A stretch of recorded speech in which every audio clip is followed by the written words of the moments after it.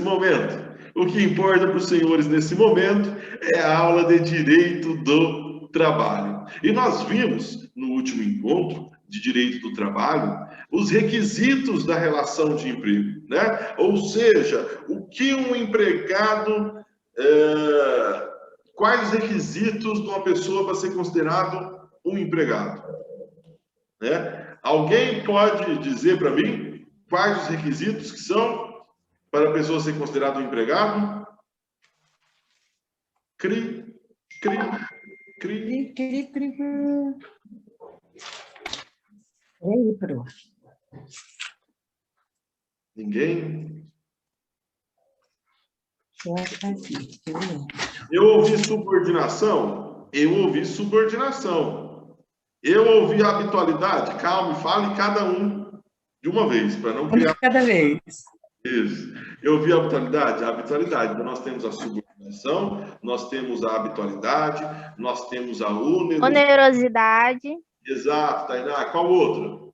Pessoalidade. Pessoalidade, qual outra? E ser pessoa física. E ser pessoa física. Exatamente. Tá? Então, nós temos o requisito da subordinação, o requisito da habitualidade, o requisito da onerosidade, da pessoalidade e da pessoa física. Esses 5 requisitos. Professor, o que é cada um desses 5 requisitos? Eu respondo, nós vimos na aula anterior. Se você não viu, assista a aula anterior, está disponibilizado lá no YouTube.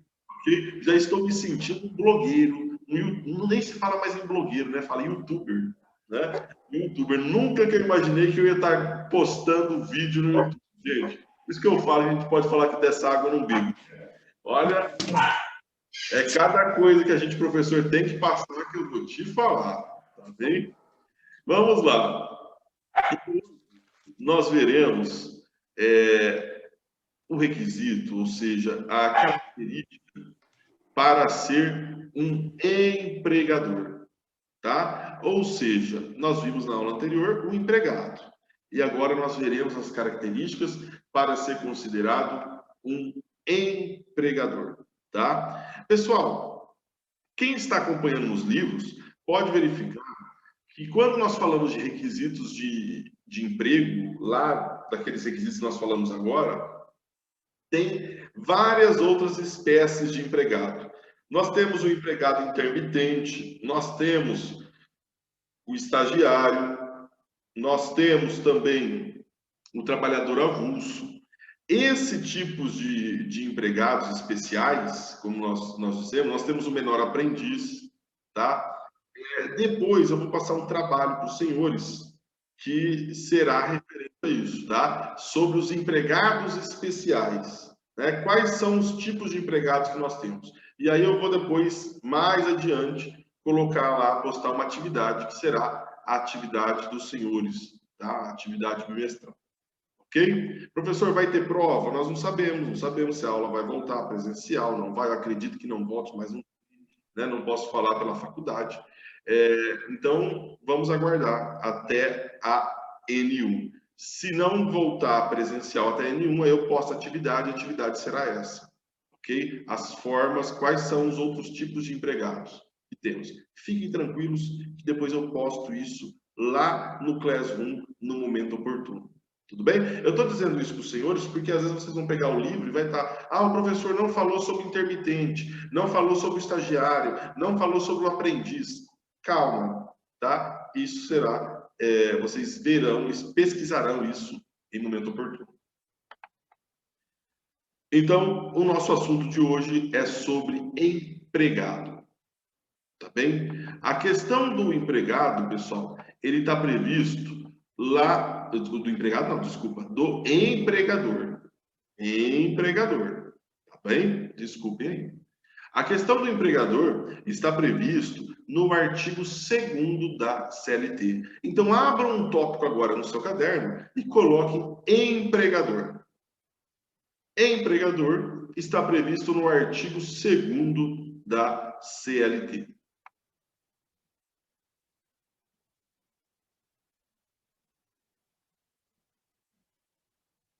Empregador, artigo 2º da CLT. Pessoal, o que eu posso falar para os senhores sobre empregador? O empregador, pessoal, diferentemente do empregado, o empregador, este, por sua vez, ele pode ser uma empresa, tá? Lá o empregado não pode ser pessoa jurídica, lembram disso? Empregado é somente pessoa física. O empregador, ele pode ser uma empresa, tá? Essa empresa, ela pode ser uma empresa individual ou uma empresa coletiva. Tudo bem? Ela pode ser uma empresa, essa empresa, ela pode ser individual ou pode ser uma empresa coletiva. Tudo bem? Uma outra situação é que o empregador também pode ser, além de ser uma pessoa jurídica, tá? É uma empresa. Ah, detalhe, essa empresa, pessoal, também pode ser, por exemplo, instituição de beneficência. Pode ser uma associação, tá? Por exemplo, uma associação de moradores, ela pode constituir um CNPJ e contratar vigilantes noturnos ali para cuidar ali daquele bairro. Pode, pode. Ok? Uma associação de moradores. Uma outra situação. Pode ter uma empresa, por exemplo, uma ONG, uma organização não governamental, tá? Que até mesmo uma entidade sem fins lucrativos. Ela pode contratar uma recepcionista, uma telefonista? Pode. Pode contratar, tá? Então, quando nós falamos em empresa, eu quero que os senhores tenham em mente que não é somente aquela empresa que tem finalidade lucrativa. Pode ser também uma instituição beneficente. Tá? Por exemplo, o asilo. Tá? O asilo, aposto que o asilo aqui de Nova Andradina tem os seus empregados. Tá? Ali, aqueles empregados são registrados, tem carteira assinada. O asilo é um empregador. Tudo bem? Outra coisa, referente à questão de ser pessoa jurídica, de empregador. Além da pessoa jurídica, nós temos também como empregador a pessoa física. A pessoa física também pode ser um empregador. Eu, no meu escritório de advocacia, eu como profissional liberal, eu posso ter, por exemplo, uma recepcionista. E eu preciso ter CNPJ? Não, eu não preciso. Eu, como profissional liberal, eu posso contratar uma recepcionista para o escritório. Ah, professor, mas o escritório tem que ter CNPJ? Aí é uma outra situação. Se você, como profissional liberal, quiser abrir o seu escritório, aí o seu CNPJ, ok, você abre. Agora, se você quiser continuar na pessoa física, você continua. Nós temos um outro tipo de empregador, pessoa física, além do profissional liberal. Nós temos também o empregador doméstico. Estão vendo? Ok. Sim. Então, voltando, eu estava falando que empregador, além de ser empresa, também pode ser um profissional liberal. Esse profissional liberal, desculpa, na verdade, além de ser uma pessoa jurídica, que é empresa, pode ser também uma pessoa física. E dentro dessa pessoa física pode ser um profissional liberal ou, se for um caso, aí empregador doméstico. Tá? Então, a pessoa contrata um empregado ou uma empregada doméstica. Vai assinar carteira de trabalho, não precisa abrir uma empresa para assinar carteira de trabalho daquela doméstica. Vai assinar carteira de trabalho tendo um empregador, pessoa física. Ok? Então, coloquem no caderno dos senhores.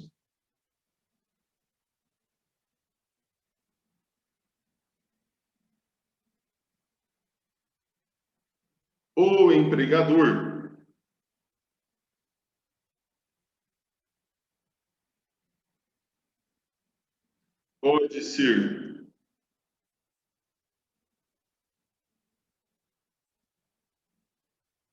pode ser pessoa jurídica,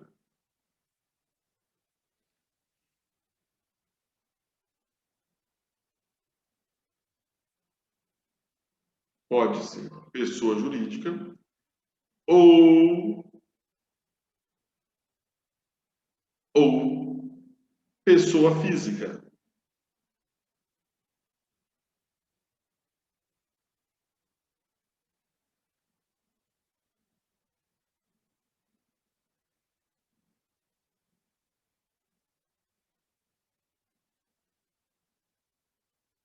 Aí vocês podem colocar entre parênteses nessa pessoa física, você pode colocar profissionais liberais, vírgula, empregador doméstico.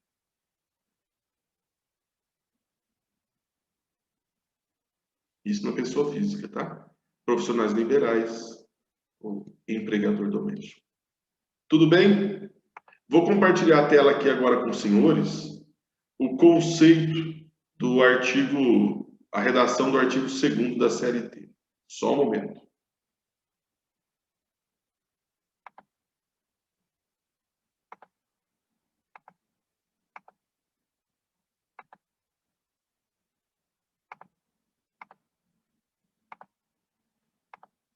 Na tela aí para vocês. Olha lá.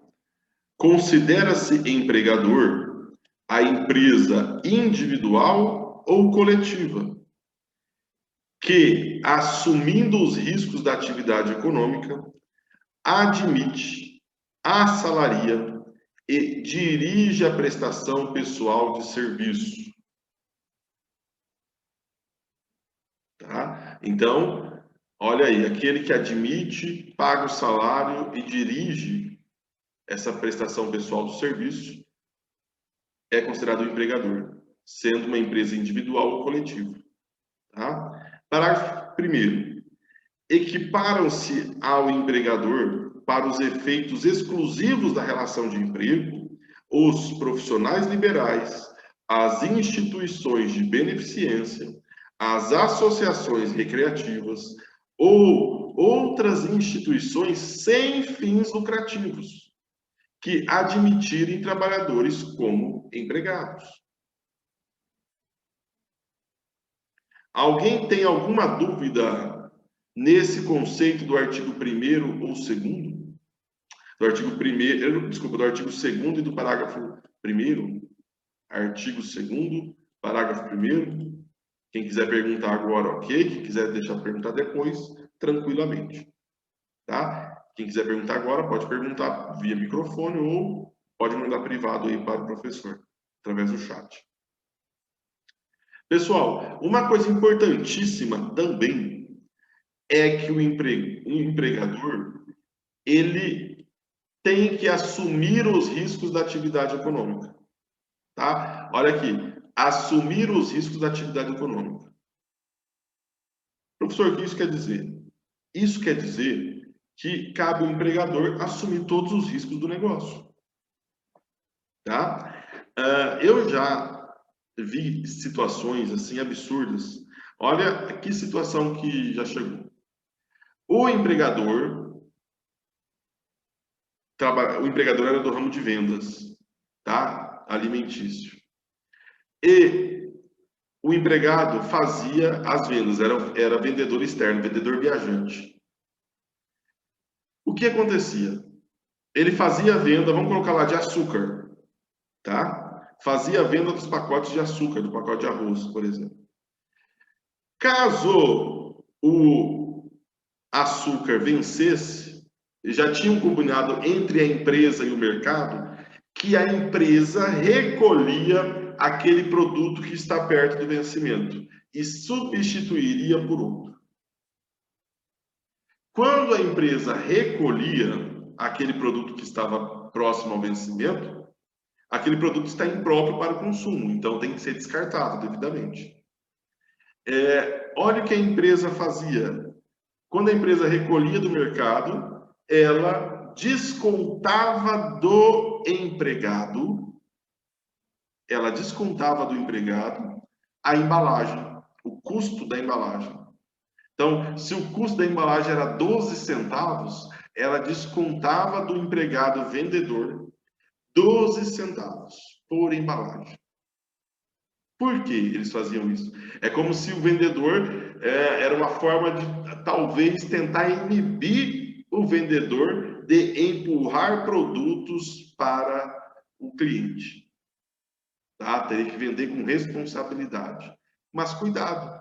O risco do negócio, nós vimos ali, o risco do empreendimento é do empregador. O empregador não pode transferir esse risco para o empregado. Tudo bem? Se alguém queira falar alguma coisa, pode abrir o microfone. Ou pode digitar aqui. Caso a pessoa não queira, então coloque aí no caderno.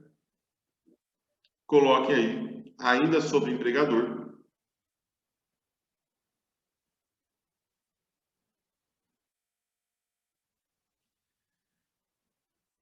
O empregador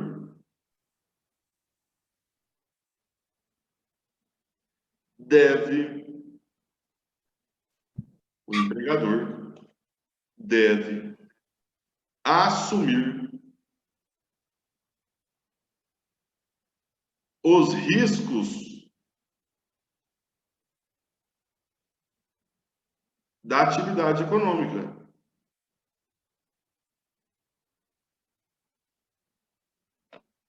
Vírgula, os riscos da atividade econômica, vírgula, não podendo transmiti-los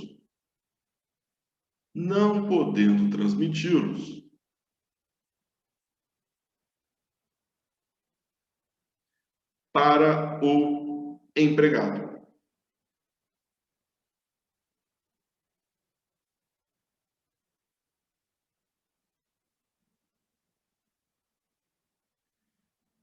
Ok? Compreenderam isso? E quando eu falo não podendo aí transmitir para empregado, por exemplo, o empregado trabalha na empresa como vendedor de peças, tá? Caso o cliente não paga, pode descontar do empregador? Desculpa, pode descontar do empregado se o cliente não paga?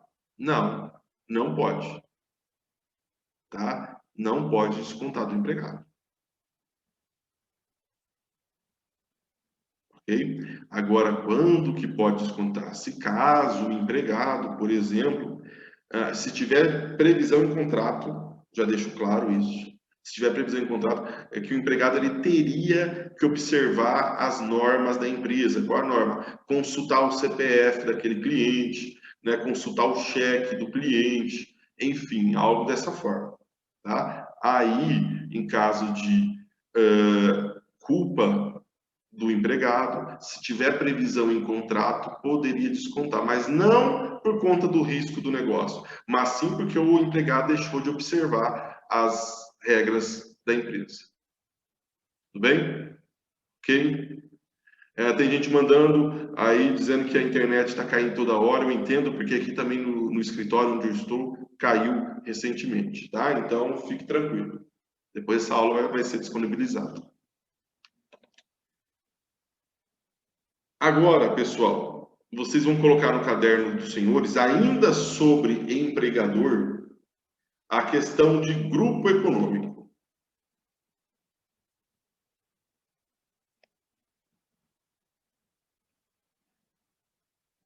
Grupo econômico.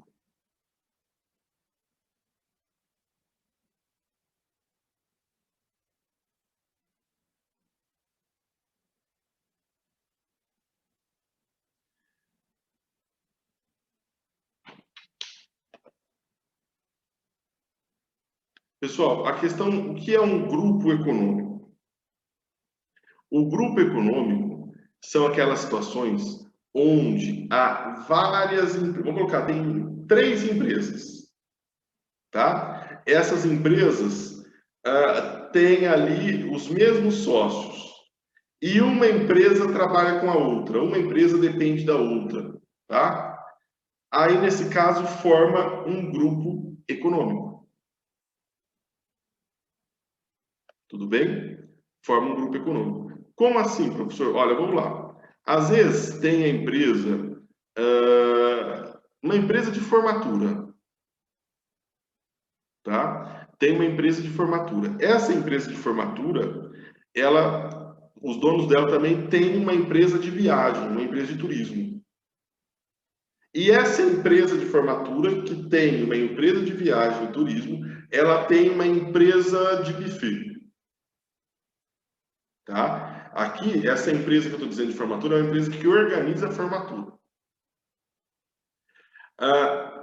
E aí ela diz, olha, a turma que fechar, eu vou sortear uma viagem. E aí ela utiliza ali a empresa dela de viagens para fornecer essa viagem. E ela também utiliza a empresa do buffet para fazer o jantar da festa de formatura. Nesse caso, nós temos 3 empresas. Essas 3 empresas são consideradas grupo econômico. Isso quer dizer que todas elas serão solidariamente responsáveis pelas obrigações trabalhistas.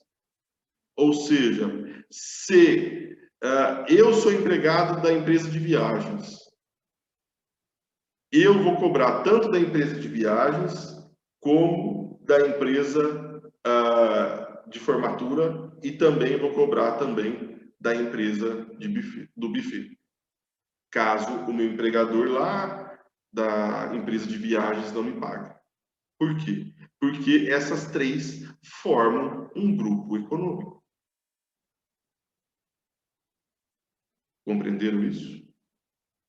Tá? E aí nós temos 2 tipos de grupos econômicos. Nós temos o grupo econômico vertical e o grupo econômico horizontal. Esse exemplo que eu dei das 3 empresas é um exemplo de grupo econômico vertical. Tá? Por que grupo econômico vertical? Porque ali grupo econômico vertical. E assim, horizontal assim, desculpa. Essa é horizontal, professor confundido. Essa é horizontal. Por quê que ela é horizontal? Porque ela não tem uma matriz. Digamos, eu não vou falar uma matriz, porque matriz é um nome que vai confundir os senhores. Mas não tem uma empresa que coordena as outras empresas. Tá? É diferente, agora se eu desse um exemplo para os senhores, dizendo que a empresa de formatura é a empresa maior, onde aqui tem as outras empresas que estão subordinadas a ela, aí nós estamos falando de grupo econômico vertical. De assim, horizontal. Eu vou tentar aqui compartilhar, eu fiz aqui, tentei fazer aqui um fluxograma. Deixa eu tentar compartilhar aqui para os senhores.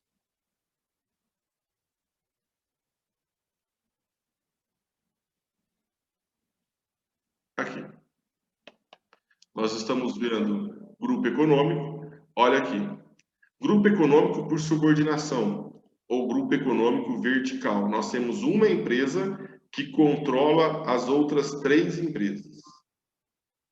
E aí nós temos grupo econômico por coordenação, que é o grupo horizontal. Não tem aqui, ó, uma empresa que controla elas, tá? Mas elas possuem uma relação entre elas. Aqui essa é o buffet, essa é a empresa de formatura, essa é a empresa de viagem.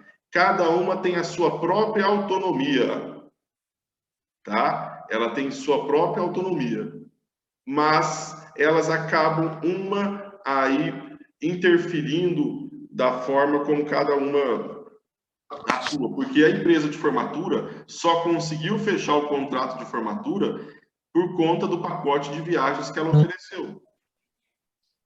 E também, se ela fechar a empresa, se ela fechar com a turma de direito, ela vai acabar utilizando a outra empresa dela, que é um buffet, para fazer o jantar. Não tem uma matriz, não vou falar matriz, mas não tem uma empresa controladora. É diferente dessa daqui. Aqui, nós temos uma empresa controladora. Tá? Eu vou dar um exemplo, senhores. Ambev. A Ambev é uma empresa controladora. Depois tem várias outras marcas de cerveja aqui. Compreenderam? Eu nem sei quem faz parte da Ambev. Quem toma aí, pode me dizer. Mas aí na Ambev nós temos a empresa controladora, que é ela, e depois tem outras que são as outras cervejarias. Tudo bem? Coloquem aí no caderno. Senhor, Oi. o funcionário ali da empresa pode prestar serviço para essas outras que tá no grupo? Não, olha aí como funciona. Na verdade, não, viu, Bruno? Tá? E pergunta interessantíssima essa sua. Não pode prestar. Se ele foi contratado, para trabalhar na empresa 1, em regra, ele só pode trabalhar na empresa 1. Aí, se ele se negar a prestar serviço na empresa 2, ele pode se negar a prestar serviço na empresa 2, porque ele foi contratado somente para trabalhar na empresa 1. Agora, se ele trabalhar na empresa 2, ele vai ter que ter o registro na empresa 2 também. E vai ter que ter compatibilidade de horários. Meio período em uma, meio período em outra. Tudo bem? Agora, eu vou compartilhar aqui para os senhores o parágrafo 2º da CLT. Deixa o professor compartilhar a tela aqui.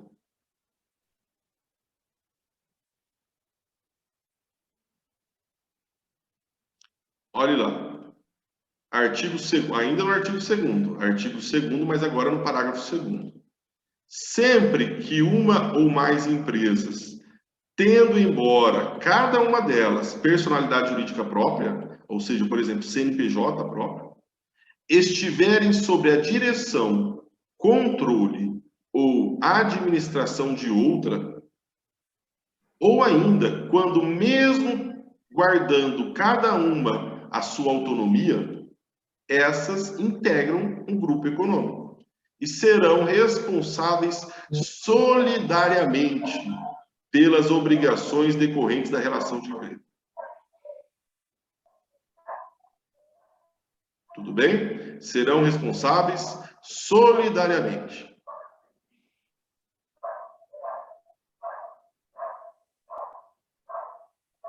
Tem um cachorro latindo. Achei. Pessoal, então, os senhores têm que ter em mente essa situação, tá? Do que é considerado grupo econômico. Detalhe, pessoal, antes da reforma trabalhista,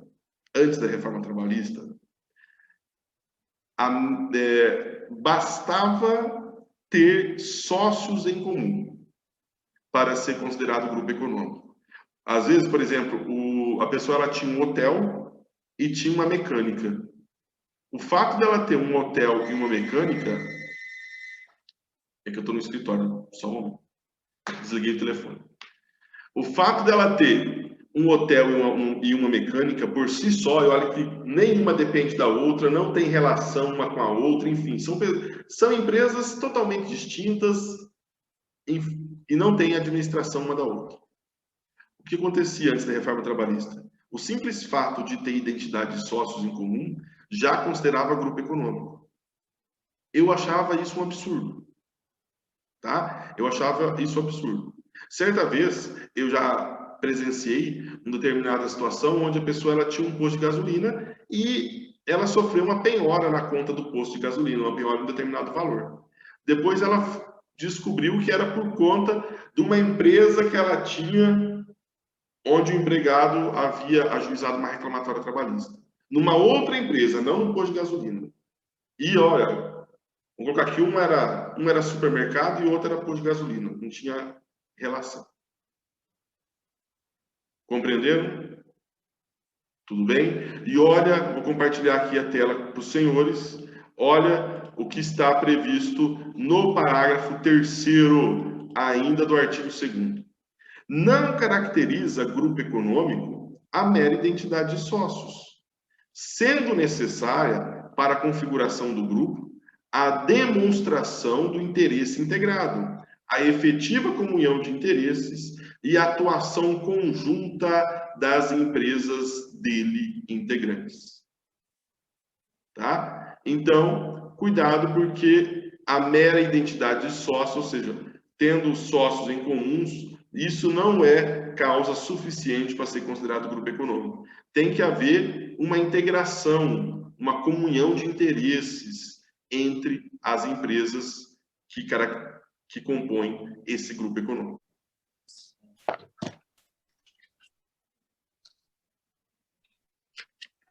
Coloque no caderno, grupo econômico, ok?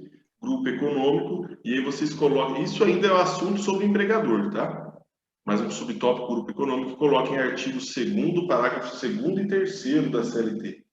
Repito, artigo 2º, parágrafo 2º e 3º da CLT.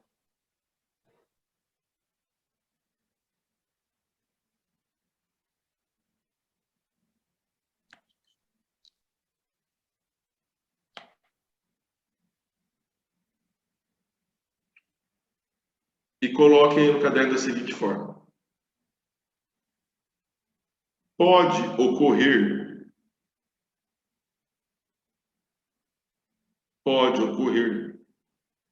a caracterização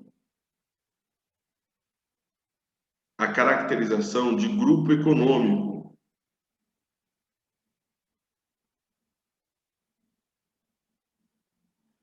vírgula, quando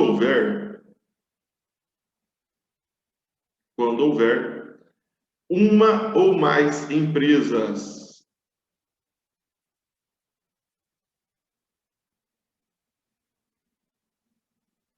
na verdade, uma ou mais, a lei fala uma ou mais, mas geralmente tem que ter mais de uma. Vocês concordam? Porque tem que ter empresa A e empresa B. Uma ou mais empresas, vírgula. E estas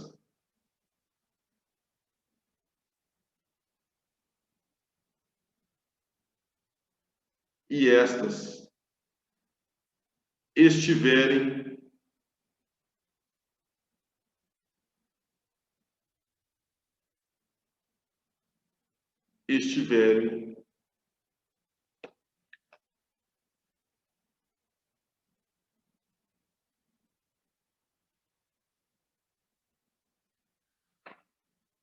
interesse integrado, vírgula, bem como a atuação conjunta, bem como com a atuação conjunta das referidas empresas.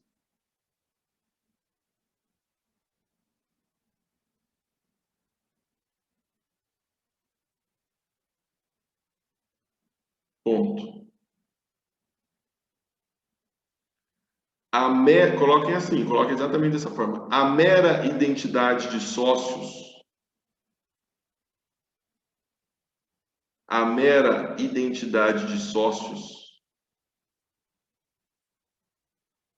vírgula, por si só,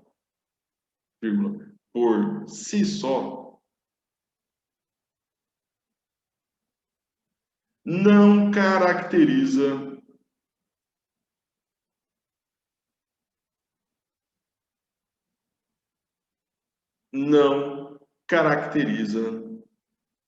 grupo econômico.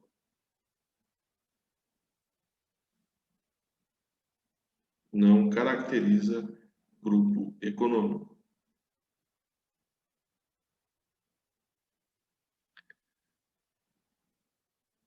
E aí vocês podem colocar o A é de haver, tá? Com H. Há 2 tipos de grupo econômico. Há 2 tipos de grupo econômico. E aí vocês colocam 2 pontos embaixo. Coloquem grupo econômico por subordinação.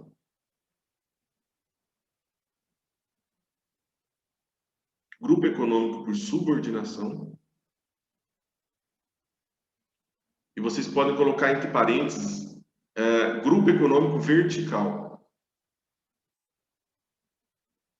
Grupo econômico vertical. Por que isso, gente? Porque subordinação e vertical é o quê? Assim. Então, nós temos uma empresa controladora e temos as outras empresas que são subordinadas a essa empresa aqui.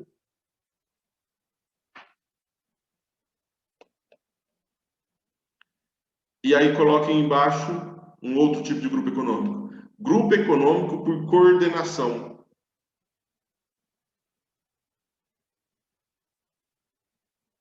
Grupo econômico por coordenação.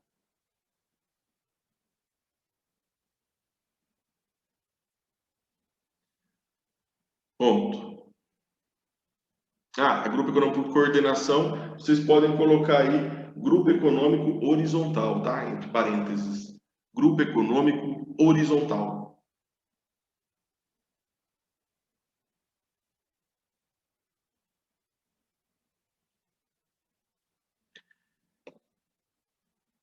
Alguém quer falar? Tem uma mão ali levantada? Caso queira fazer Sim, é a minha. Oi, Alexandre, pode dizer. É a minha. Gostaria de saber a respeito das franquias, como funciona no caso das franquias, se o dono de uma for vários, por exemplo, se ele tiver várias franquias, como funciona? Ele também responde solidariamente? Se ele tiver várias franquias e essas franquias, entre elas, possuem alguma correlação, uma troca mercadoria com a outra, tá? Quando uma unidade aqui tem um baixo estoque, essa daqui tira o estoque daqui para colocar nessa, pode caracterizar um grupo econômico. Entre as franquias da mesma pessoa, digamos assim. Agora, a empresa franqueadora, digamos assim, aquela que cede a sua marca para as outras empresas, para as outras pessoas, essa empresa aqui, a lei de franquias estabelece que ela não tem responsabilidade. Sim, obrigado. Bom, então, por exemplo, uma empresa grande, muito conhecida de chocolates. Essa empresa, no qual cedeu o nome, a marca, ela não teria responsabilidade trabalhista, tá? Quem teria responsabilidade trabalhista era somente aqui a empresa franqueada, aquela que comprou a franquia.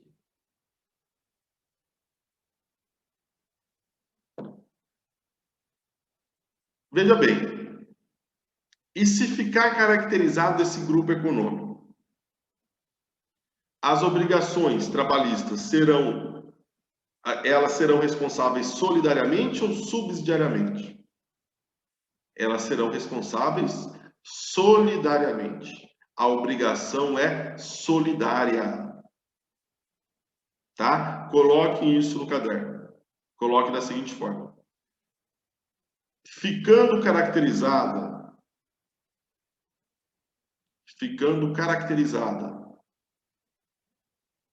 a formação,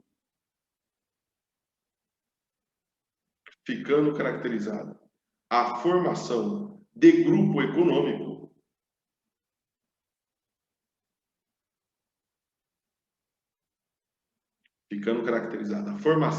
econômico,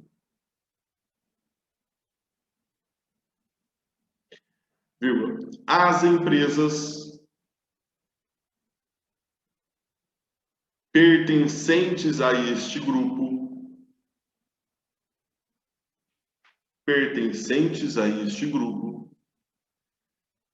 serão responsáveis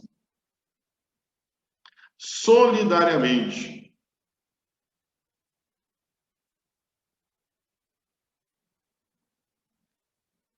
pelas obrigações trabalhistas.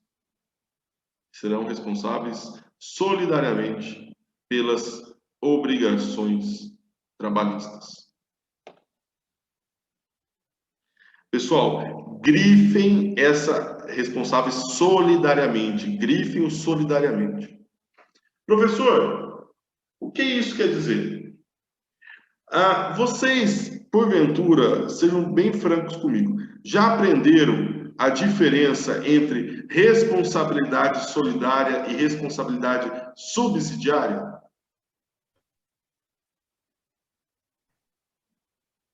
Solidário eu aprendi. O que seria? Você pode falar, Alexandre, ou você não quer falar? No caso do- da relação trabalhista, esse funcionário ele pode cobrar de apenas um, tipo, de qualquer um deles, o valor total. Exato.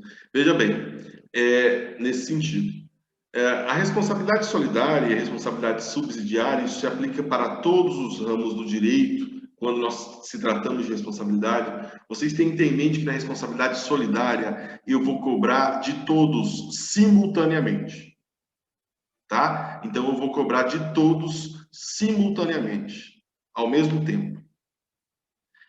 Na responsabilidade agora subsidiária, há uma ordem de preferência, há uma ordem a ser seguida.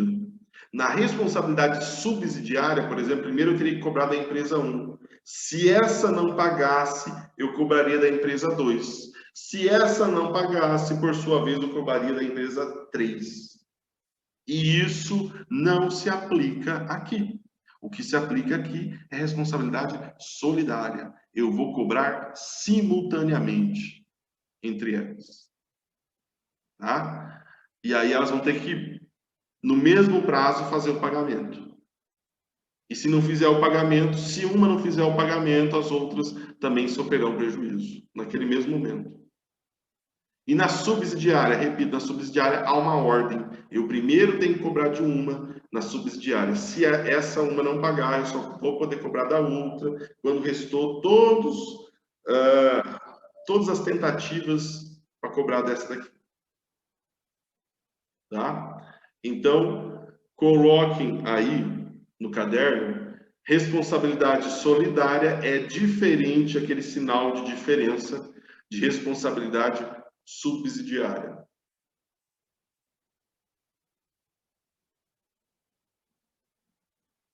Responsabilidade solidária é diferente de responsabilidade subsidiária.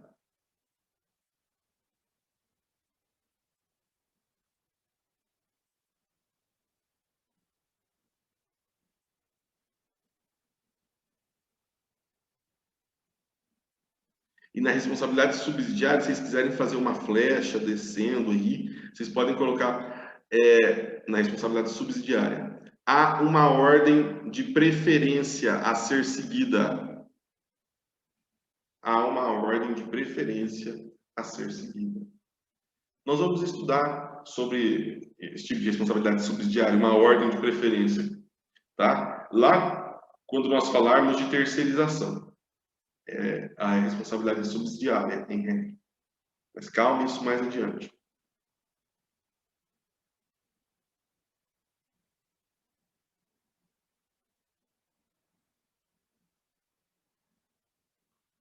Ok? Tudo bem? Coloquem aí agora no seu caderno poderes do empregador. Poderes do empregador.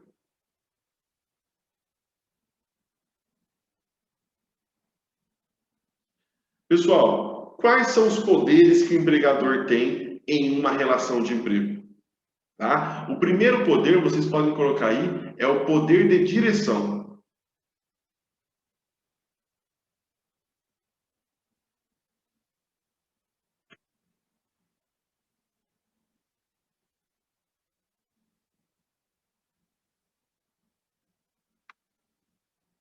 Poder de direção.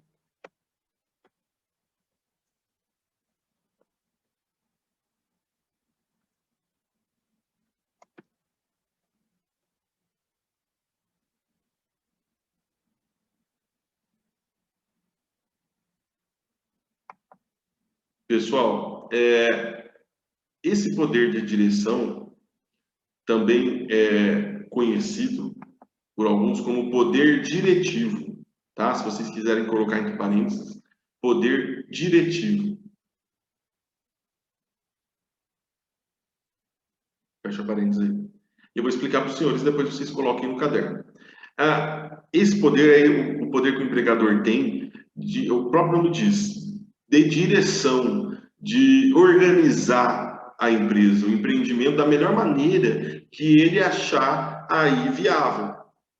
Ok? Então, ele vai ali fazer a direção, a organização daquela empresa.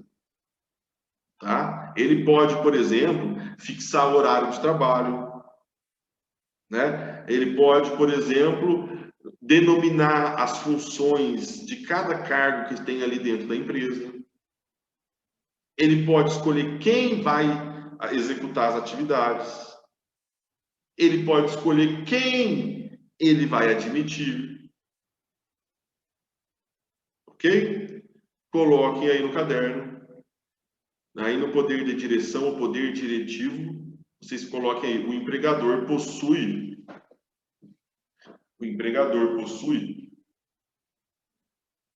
o poder de direção e organização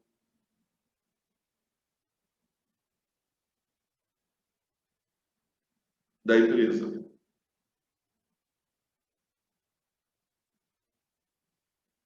Pessoal, é impressão minha ou eu só estou vendo aqui os alunos do quinto B?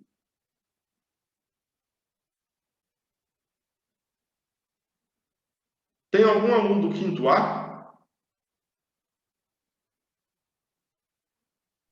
Estou aqui, professor. Ok. Ok. Tá bom. Tá. Aluno, só para eu ter uma base, quem é aluno do quinto A? A Ana, a Ellen, quem mais? Murilo, Camila, ok, Fernanda, Eduardo, 7, 8, 9, o Fábio, 10. Em torno de uns 10 alunos do quinto A, parece? Ok, então tá bom, estou equivocado. Quinto B também tem aí. Então tá bom. Complementem aí, nesse poder de direção, vírgula, possuindo o direito de organizar, possuindo o direito de organizar o empreendimento,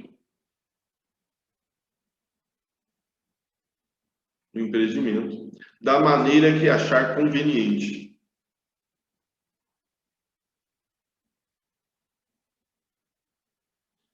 Poder. Da maneira que achar conveniente. Gente, cuidado, hein? Ele tem o poder de organizar a empresa da maneira que ele achar conveniente, mas cuidado, hein? Isso é dentro da legalidade. Tá? Então, ele vai organizar da maneira que ele achar conveniente? Vai, mas dentro da legalidade. Tá bem? Um outro poder que o empregador tem, coloque aí, poder de controle.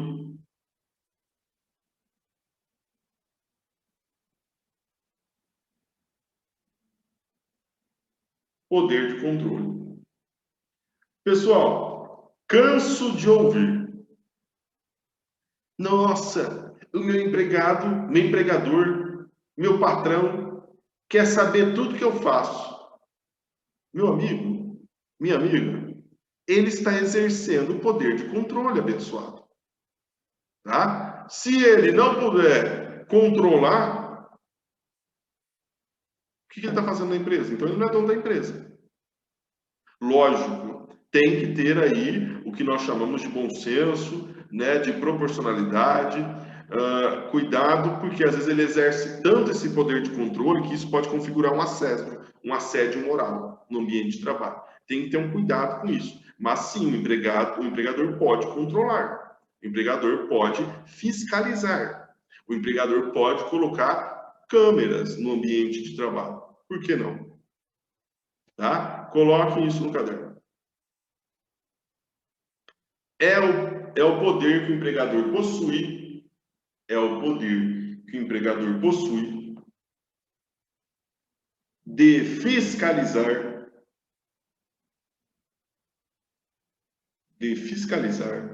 as atividades executadas. De fiscalizar as atividades executadas pelo empregado.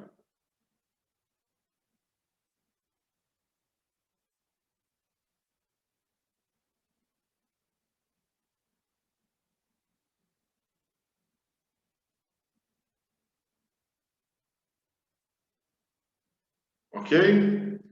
Um outro poder, coloque aí em terceiro, poder disciplinar.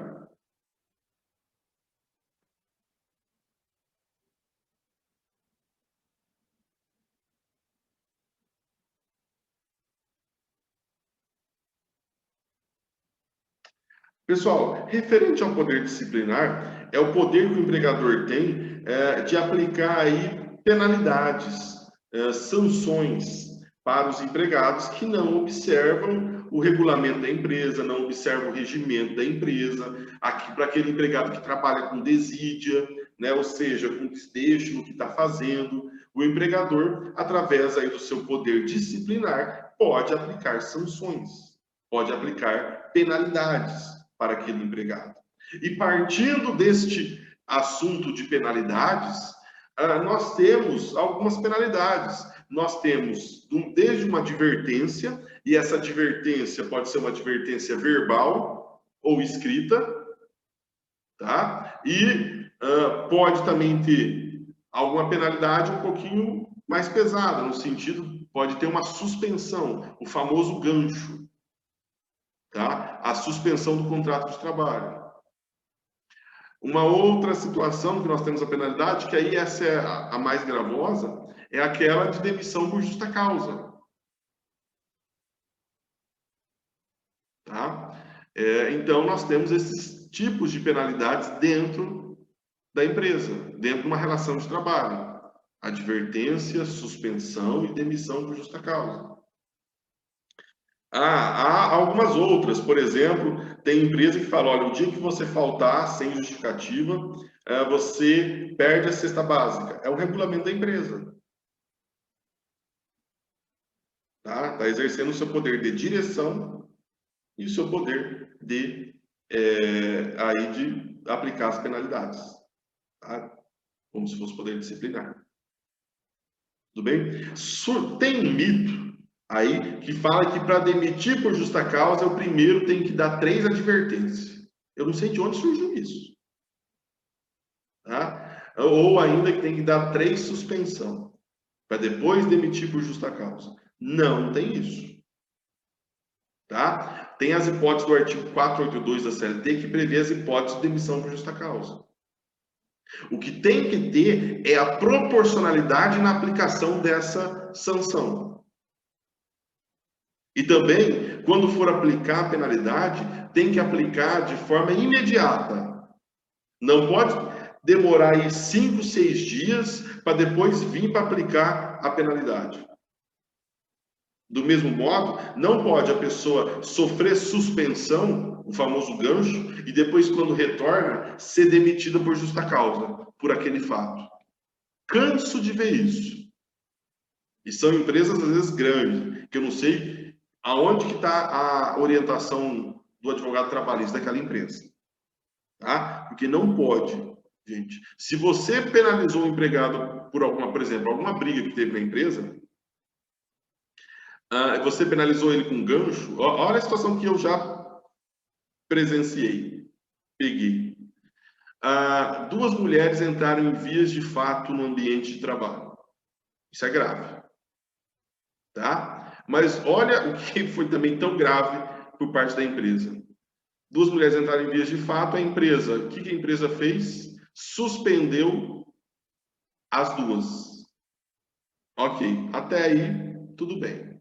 Só que quando elas voltaram, ficou lá 4 dias de gancho, ou seja, ficou em casa. Ah, professor, mas aí ela fica sem trabalhar? Fica. Ah, professor, mas aí é vantagem. Cuidado, porque aí não ganha, tá? Enquanto ela está em casa, ela não ganha. Vai ser descontado dela esses dias. Quando elas voltaram, a empresa demitiu uma por justa causa. E a outra, a empresa não demitiu. Nós temos duas ilegalidades aí. Nós temos a ilegalidade que não foi proporcional, porque uma foi demitida por justa causa e a outra não foi. Mas o que é mais grave também é porque elas já tinham sofrido a punição. Qual foi a punição? A suspensão. Então, se aplicou a suspensão, meu amigo, já aplicou a pena. Ó, nós falamos de direito penal aqui. Não, pelo amor de Deus, direito penal não. Tá? Então, já aplicou a pena. Não pode aplicar agora a demissão. Isso se chama bis in idem. Uma dupla punição pelo mesmo fato. Não pode. Ah, professor, mas certo a empresa demitiu ela porque ficou constatado que ela que começou a briga e a outra ela só se defendeu, só agiu em legítima defesa. Cuidado. Aí a empresa deveria apurar isso antes de aplicar essas devidas punições. Que aplicou a punição, acabou. Tá? E do mesmo modo, não precisa dar 3 advertências para depois demitir, se for algum outro fato aí. Coloquem no caderno aí sobre poder disciplinar que o empregador possui o direito de aplicar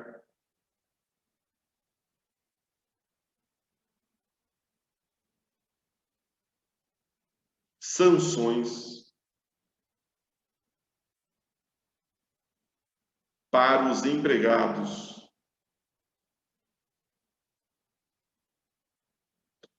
que não observar as normas de direito do trabalho.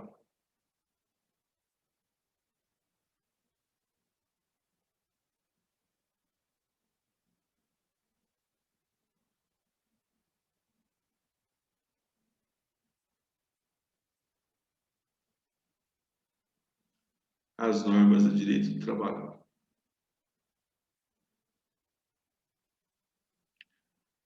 Ponto. Vocês coloquem assim: as aplicações das sanções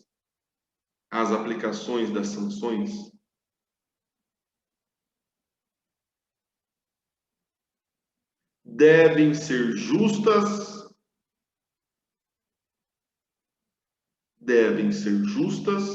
e proporcionais. Devem ser justas e proporcionais.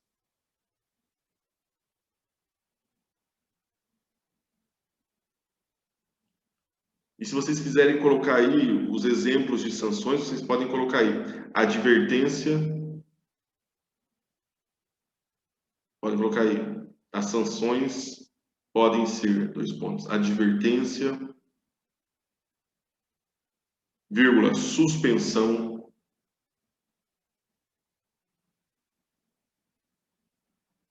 ou demissão do empregado. Ou demissão do empregado.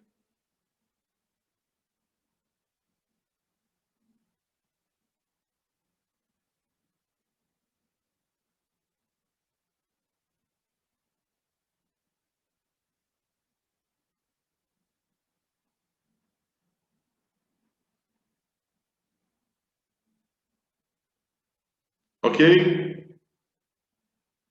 Tudo bem? Lembro, senhores, que a sanção tem que ser aplicada de forma imediata. Aí nós estamos falando sobre o princípio da imediatidade, tá? Ou seja, cometeu o fato, eu tenho que aplicar a punição. Lógico, gente, não é assim na mesma hora. que às vezes o empregador precisa ir um tempo para averiguar, para puxar na câmera, para ver o que aconteceu, para entender melhor, né? Então, ok, pode ser, demorar aí até mesmo. Já vi situações de demorar 2 dias. O empregado continua trabalhando, nesses 2 dias a empresa está apurando o que realmente aconteceu. E aí depois aplica a sanção. Tudo bem? Ok? Um outro tema,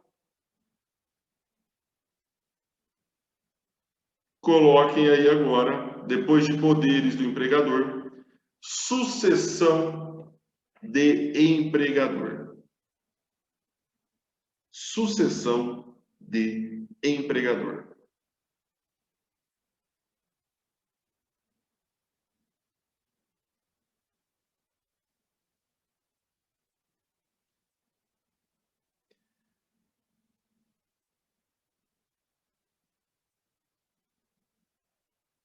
Pessoal, referente à sucessão, o que é uma sucessão?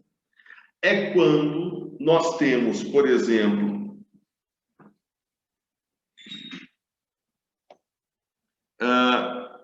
uma empresa, e aí essa empresa ela é vendida para uma outra empresa. Então, nesse caso, ocorreu o que nós chamamos de sucessão. Então, vamos lá, nós temos um supermercado, esse supermercado tinha o seu próprio CNPJ, mas ele acabou sendo vendido para um outro supermercado, tá? E o que acontece? Mas ali continuou, o que mudou só foi a fachada, o uniforme, ok? Mas a lei assegura, mas não, ainda bem que a lei assegura que as mudanças na estrutura jurídica da empresa não afeta os direitos que já foram adquiridos pelos empregados naquela empresa, tá? Então, veja bem, nós tínhamos a empresa Supermercado Alfa, e nesse Supermercado Alfa, todos os empregados, por exemplo, o salário base dos empregados era R$ 1.300.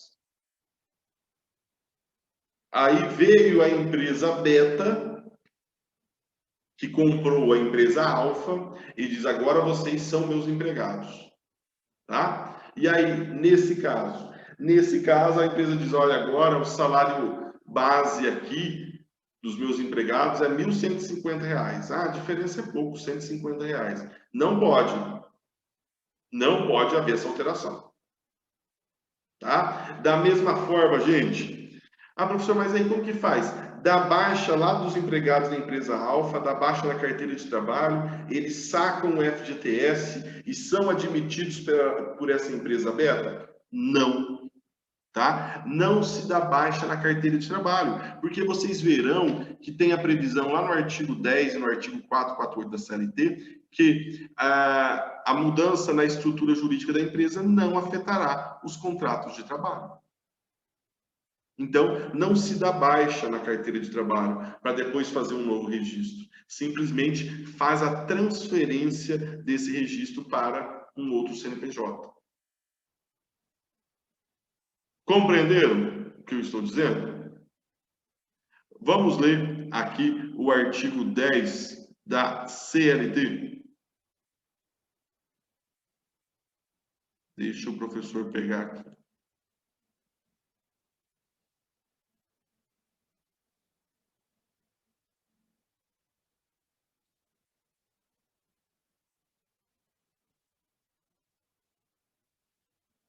Artigo 10.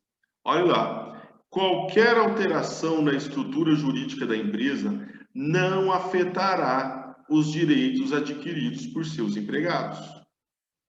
Tá? Então, qualquer alteração que for feita na empresa não afetará os direitos adquiridos pelos empregados.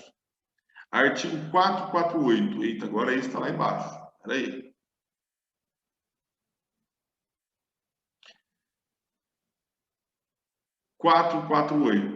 A mudança na propriedade ou na estrutura jurídica da empresa não afetará os contratos de trabalho dos respectivos empregados. Olha aí, ela praticamente diz o que está lá no artigo 10. Ok? Tudo bem?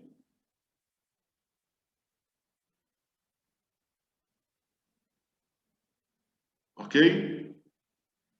Coloquem isso no caderno.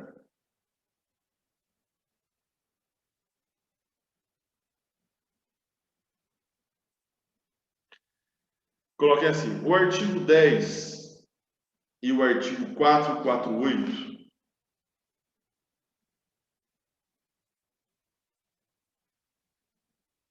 o artigo 10 e o artigo 448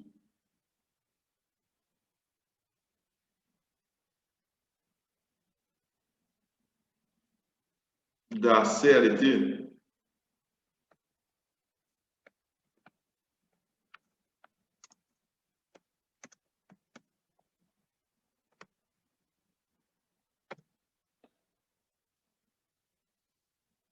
asseguram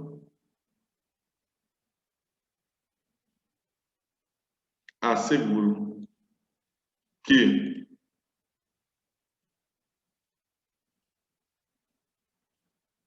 as mudanças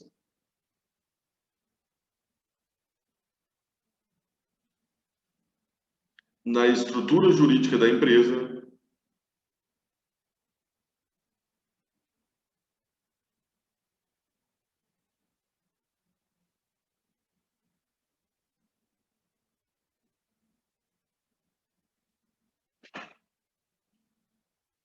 não afetarão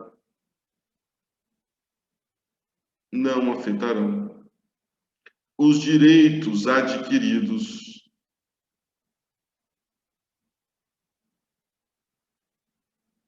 e, consequentemente,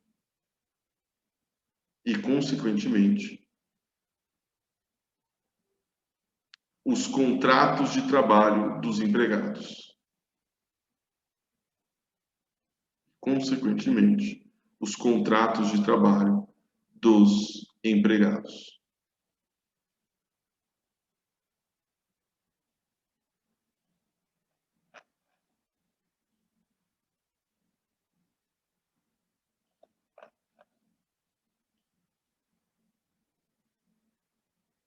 Tudo bem? Consequentemente, Os contratos de trabalho dos empregados.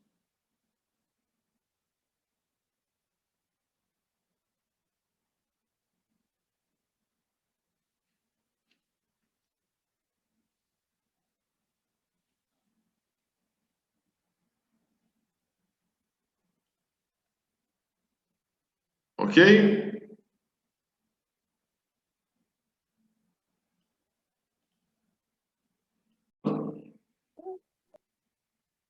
E deixa eu fazer uma pergunta para os senhores. Ok, essa empresa nova, Supermercado Beta, assumiu aí esse supermercado. Caso o empregado saia, vamos colocar que ele trabalhou 3 anos no supermercado Alfa, e aí depois ele ficou mais 2 anos no supermercado Beta, totalizando 5 anos de contrato de trabalho. Quando ele sai, ele vai receber, na verdade a minha pergunta é, de quem é a responsabilidade referente a essas obrigações trabalhistas? Eu digo para os senhores, a responsabilidade quanto às obrigações trabalhistas é da empresa sucessora, ou seja, aquela empresa que comprou a outra empresa. Bem? Então, é da empresa sucessora e não da empresa sucedida, aquela que foi vendida. Tá? A responsabilidade das obrigações trabalhistas é da empresa sucessora. Vou compartilhar a tela aqui agora para os senhores do artigo 10A.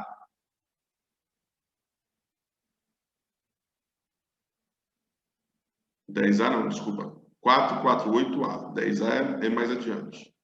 Artigo 448A. Estou tentando compartilhar a tela aqui, tá difícil.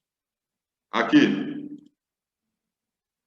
Caracterizada a sucessão empresarial ou sucessão de empregadores, prevista no artigo 10 e 448 da CLT, as obrigações trabalhistas, inclusive as contraídas à época em que os empregados trabalhavam lá na empresa sucedida, são de responsabilidade do sucessor, ou seja, é responsabilidade do comprador, daquele que comprou, daquele que sucedeu aqui a outra empresa.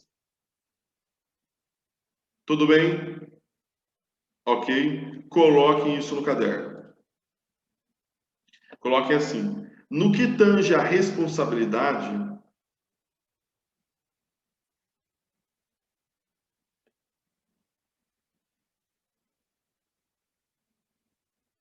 das obrigações trabalhistas,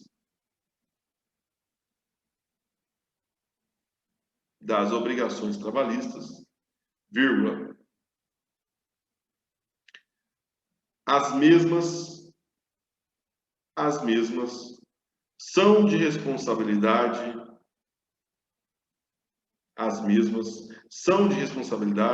do sucessor.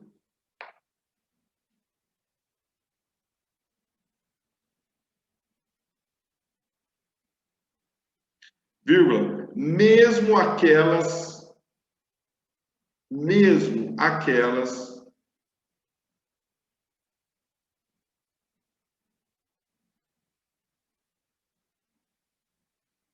da época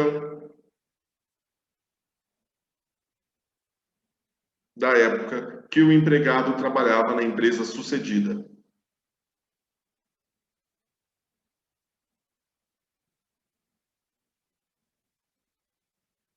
Mesmo aquelas da época em que o empregado trabalhava na empresa sucedida.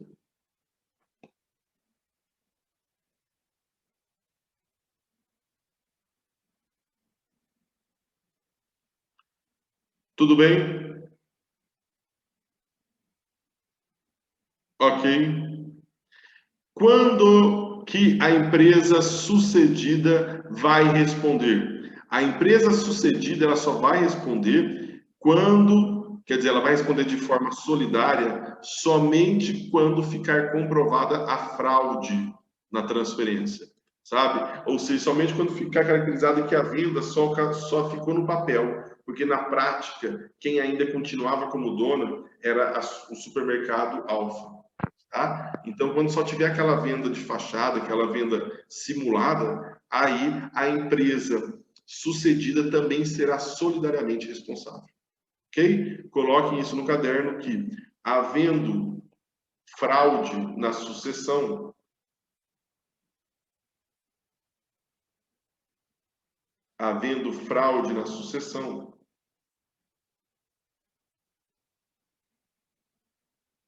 a empresa sucedida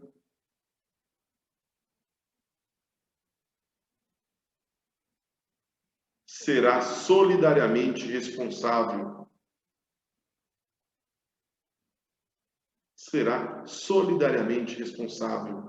Com a empresa sucessora.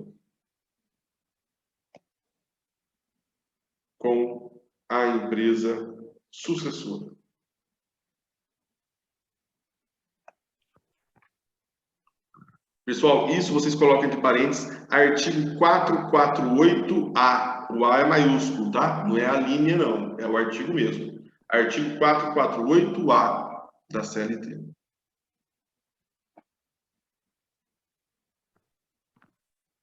Ok?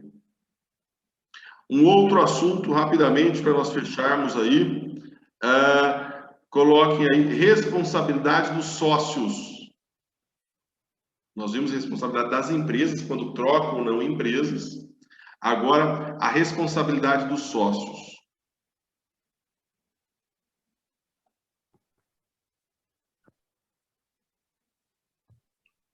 Pessoal, com a reforma trabalhista, isso ficou muito claro, porque antes era um dilema isso. tá? Antes era um dilema. Antes aplicava um artigo do Código Civil que prevê lá uma responsabilidade de até 2 anos, e outros juízes entendiam que não aplicava esse artigo do Código Civil e não tinha prazo no qual, por exemplo, eu era sócio de uma empresa. Eu acabei... Opa, peraí, isso. Eu era sócio de uma empresa e eu acabei aí saindo dessa sociedade. Tinha juízes que entendiam que, embora eu já tinha saído da empresa fazia 8 anos, eu ainda continuava sendo responsável. Eu achava isso um absurdo, tá? Agora não é mais assim. Como que funciona? A reforma trabalhista, ela veio e ela acabou deixando muito claro que, primeiro, tem que se cobrar da empresa devedora. Depois, se a empresa devedora não tiver bens, aí eu cobro dos sócios atuais, ou seja, dos últimos sócios que estão ali, e só depois eu vou poder cobrar dos sócios que saíram da empresa. Mas o sócio que saiu da empresa, que é o sócio retirante, ele vai responder, lógico, como eu falei para vocês, de uma forma subsidiária, porque tem uma ordem a seguir. Então, primeiro eu cobro da empresa devedora, depois dos sócios atuais e só então do sócio retirante. Mas esse sócio retirante ele só responde referente às ações que foram ajuizadas até 2 anos depois que ele saiu, ou seja, depois que foi averbada a modificação no contrato. Tá? Então, eu averbei hoje a minha saída da empresa. Eu ainda vou ficar respondendo pelo prazo de 2 anos. Mas eu só vou responder durante aí 2 anos se a empresa não pagar ou ainda e se os sócios atuais não pagarem. Aí sim eu vou ter responsabilidade. Passou 2 anos, eu não tenho mais responsabilidade. Tudo bem? Coloquem aí.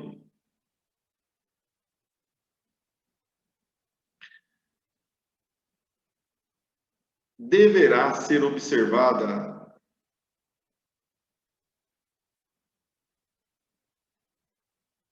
a seguinte ordem de pagamento.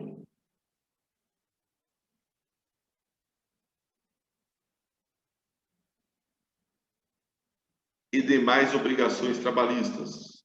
Seguinte ordem de pagamento e demais obrigações trabalhistas.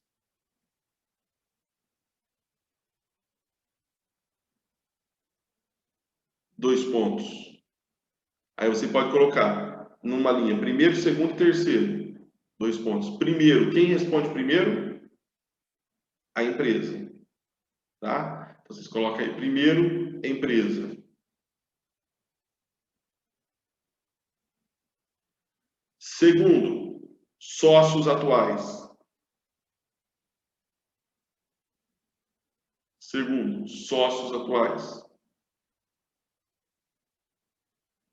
Terceiro, quem vai responder? Os sócios retirantes. E esse sócio retirante vai responder pelo prazo de quando? Até 2 anos, nas ações que foram ajuizadas, até 2 anos depois que ele saiu da empresa. Tá? Ele vai responder de forma subsidiária. Então, coloque assim, no terceiro, coloque terceiro, sócios retirantes, 2 pontos. Coloque assim, responde subsidiariamente.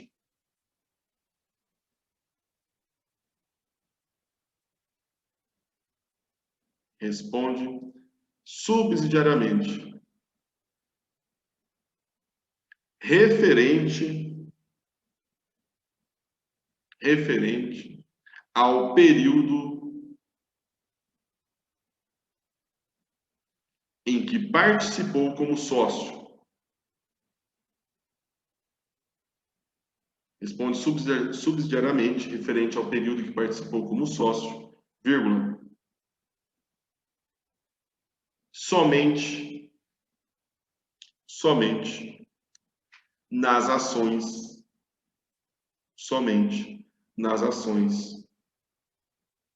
ajuizadas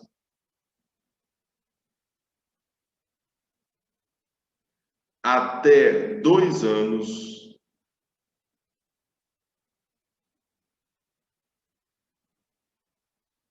depois de averbada,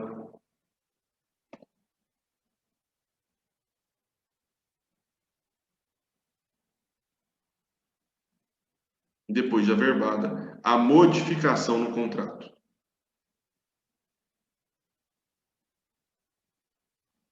Grifem aí, depois de averbada, a modificação no contrato. Grifem aí responsabilidade solidária. Ou, desculpa, responsabilidade subsidiária. Desculpa. Daí, se colocaram, responde subsidiariamente. Grifem esse subsidiariamente.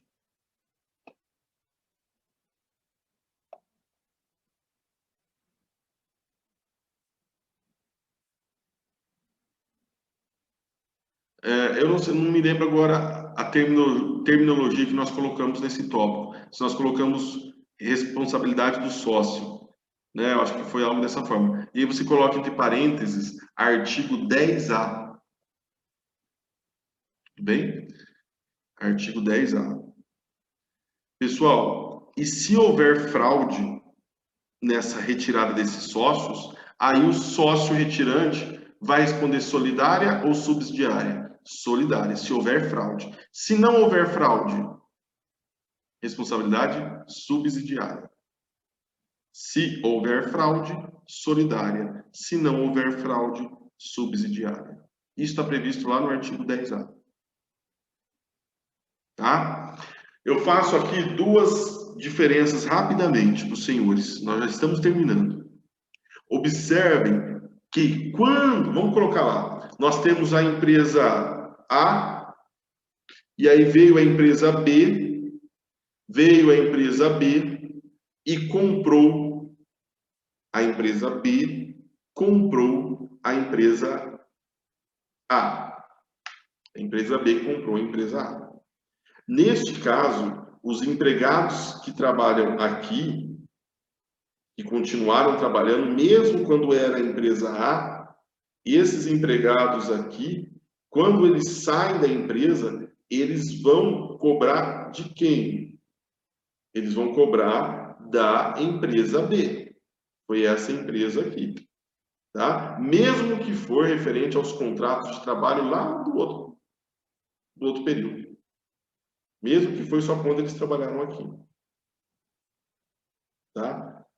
Cuidado com essa situação. Gente, agora, referente aos sócios. Aos sócios não é assim. Tá? Aos sócios nós temos aqui, vamos colocar lá. Ah, Jesus. Olha lá. Quando é questão do sócio, o que você vai fazer? Você vai, primeiro, cobrar da empresa. Primeiro, você cobra da empresa. Se a empresa não pagou, aí você cobra dos sócios atuais. E se a empresa não pagou, você vai cobrar dos sócios retirantes. Só que cuidado, os sócios retirantes somente serão responsáveis pelas obrigações trabalhistas da época em que os sócios, os ex-sócios, eram sócios, tá? Faziam parte da empresa. Então, por exemplo, se o empregado está cobrando umas obrigações trabalhistas depois da venda da empresa, quando esse sócio começou a figurar, quem vai responder é somente esse. Agora, se for obrigações trabalhistas referente da época em que esse aqui era sócio, vai ainda continuar cobrando desse, somente esse não pagar, aí esse vai ser responsável. Tá? Ou seja, ele só vai ser responsável se esse não pagar. E se ele só vai ser responsável se esse não pagar, e mesmo se for referente às obrigações em que, na época, ele era sócio da empresa. Se for referente a obrigações em que ele não era mais sócio da empresa na época, ele não responde. Tá? Então, eu saí no ano de 2020. Se eu sair no ano de 2020 e o empregado ajuizou a ação trabalhista cobrando do ano de 2019, ok, eu, sócio retirante, tenho chance de ser responsabilizado. Tem que tomar um cuidado porque eu vou ser responsabilizado caso os sócios atuais não paguem. Agora, por exemplo, eu saí no ano de 2020 e entrou um funcionário depois que eu saí da empresa. E ele cobra referente ao ano de 2021, eu, sócio retirante, não vou ser responsabilizado, porque ele não trabalhou no período em que estava sob o meu poder, sob a minha direção. Ele trabalhou já na época de um outro sócio. Ok? Tudo bem? Espero que os senhores tenham entendido. Quem quiser aprofundar o assunto, peguem aí alguma doutrina que fala sobre sucessão de empregadores e aprofundem o assunto. Leiam o artigo 10 e 10A e o artigo 448 e 448A da CLT, que trata sobre esse tema, sobre sucessão de empregadores e também sobre responsabilidade dos sócios. Tudo bem? Eu agradeço imensamente a presença dos senhores aqui nessa aula. Você que vai assistir depois, agradeço por ter assistido aí também esse vídeo. Agora eu vou finalizar a gravação e vou disponibilizar um bloco para quem tem dúvidas e queira fazer. Ok? O meu muito obrigado, um forte abraço, fiquem com Deus e até mais.